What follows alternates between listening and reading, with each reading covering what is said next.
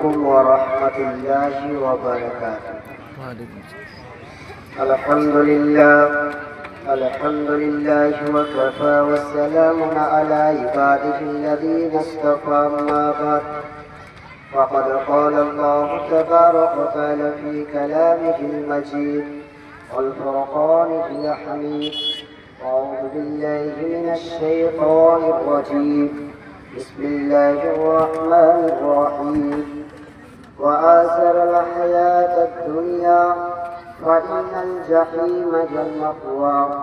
وأما من خاف مقام ربه ونهى النفس عن الهوى فإن الجنة هي المأوى. صدق الله العظيم.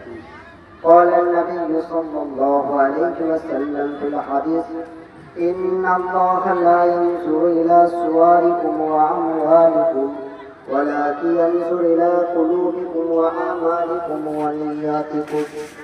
هذا قال النبي صلى الله عليه وسلم في الحديث: مفتاح الجنة الصلاة.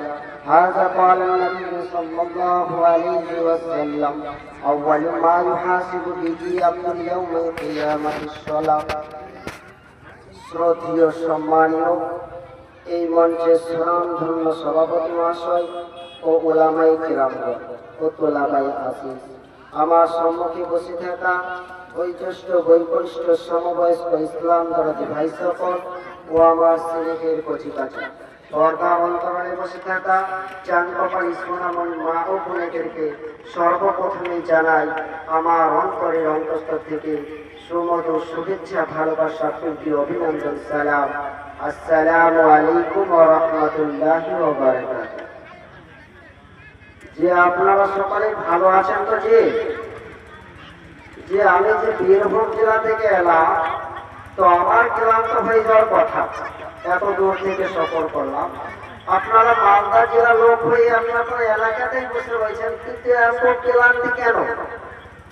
আপনাদেরকে দেখে মনে হচ্ছে আপনারা মানসিক চিন্তায় ভুগছেন। বুঝতে পারছেন? কারণ একটা সুস্থ মানুষের আওয়াজ হতে জোরে। আপনারা এখন